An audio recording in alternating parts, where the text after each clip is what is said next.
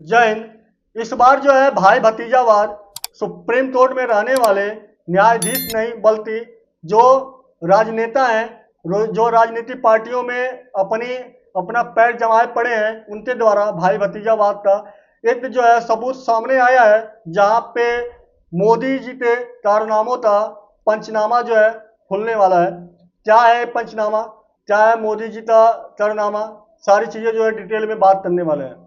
Actually में आपको पता है कि बिहार में चुनाव होने वाला है, और बिहार चुनाव होने वाला है, और इस चीज को लेकर एक बहुत बड़ी न्यूज सामने आने वाली है।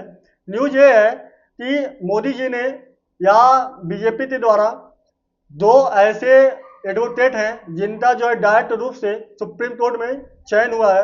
और वो कौन है? चयन होना आसान है, क्योंकि चयन जो है जो हमारे राष्ट्रपति हैं उनके आदेश पे हुआ है। ये चीजें नॉर्मल थी, लेकिन उनका नाम सुनकर आप भी हैरान रहने वाले हैं।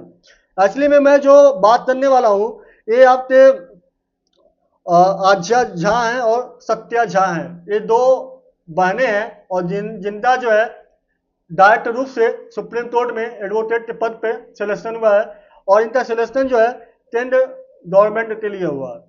अब आप नाम सुनकर सोच रहे होंगे इनका सिलेक्शन हुआ है तो इसमें कौन सा पहाड़ टूटने वाला है, लेकिन इसके पीछे का जो रीजन है वो बहुत बड़ा है। रीजन ये है कि ये संजय झा की बेटियां हैं, और संजय झा जो है ये नीतीश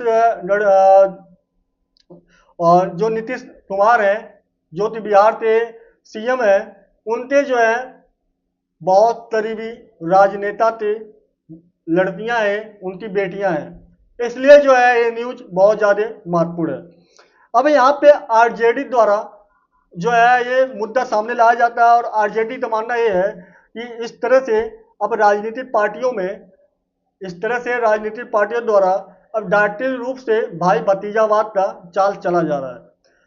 अब वहां पर सवाल ये उठ रहा है बार बार कि अगर यही चीजें जहाँ पे विपक्ष पार्टियों का सत्ता है, चाहे वो बंगाल हो, पश्चिम बंगाल हो, चाहे वो छत्तीसगढ़ हो, वहां पे अगर इस तरह से होता है तो वहां पर सीबीआई ईडी की जांच बैठ जाती है, और वहां पे ऐसा हो भी चुका है।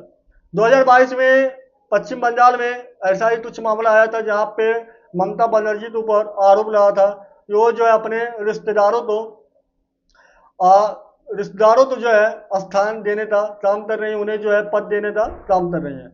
वहाँ पे ईडी सीबीआई की जांच भी बैठती है, और 5 महीने बाद 6 महीने बाद जो उनके ऊपर जो है सवाल उठने लगता है।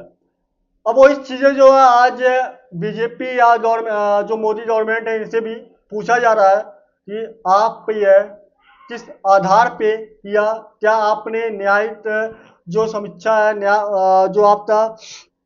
जो आपका कानून मंत्रालय है उनके नियमों का आप ताक पर रख कर ऐसा बिहार मतलब कर रहे हैं, या आपके अंदर आपको नहीं मालूम है कि ये जो चीजें हो रही हैं ये सरेआम 100% गलत है।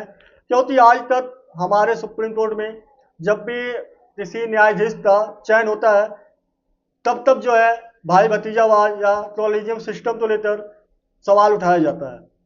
कॉलेजियम सिस्टम में यही होता है कि वहाँ पे भी जो सुप्रीम कोर्ट के न्यायाधीश होते हैं उनके द्वारा नाम दिया जाता है, और राष्ट्रपति जो है उनका चयन करते हैं सुप्रीम कोर्ट में, हाई कोर्ट में। अब यहाँ पर भी सेम वही हुआ है। यहाँ पे दोनों बेटियों का चयन हुआ जो है ये राष्ट्रपति के द्वारा ही हुआ है, एडवोकेट के पद पर। अब यहाँ पे आरजेडी का मानना ये है कि ये जो दोनों बेटियां हैं, इनके इनके पास उतना नॉलेज नहीं है, ना ही इनके पास उतना एक्सपीरियंस है, और ना ही 5 साल का एक्सपीरियंस है। फिर किस आधार पे सुप्रीम कोर्ट में इन्हें चयनित किया गया, किस आधार पे इन्हें जो है सुप्रीम कोर्ट में चयन मिला है। अब इन चीज़ों को लेकर आरजेडी जो है सुप्रीम कोर्ट में, या हम बात कर ले अगर, आरजेडी जो है चुनौती देने के लिए तैयार है कोर्ट में, कि हम जो है चुनौती देने के लिए तैयार है कि ये चीज़ें जो हुई है ये सरेआम जो है गलत हैं, ये सरेआम जो है नियमों के कानूनों के विपरीत हैं। अब आने वाले टाइम में देखते हैं कि इस पे बीजेपी गवर्नमेंट की तरफ से क्या बयान आता है, क्या वो अपने बचाव में बयान देते हैं। बहरहाल जो भी बयान आता है आप तक तो हम पहुंचाएंगे।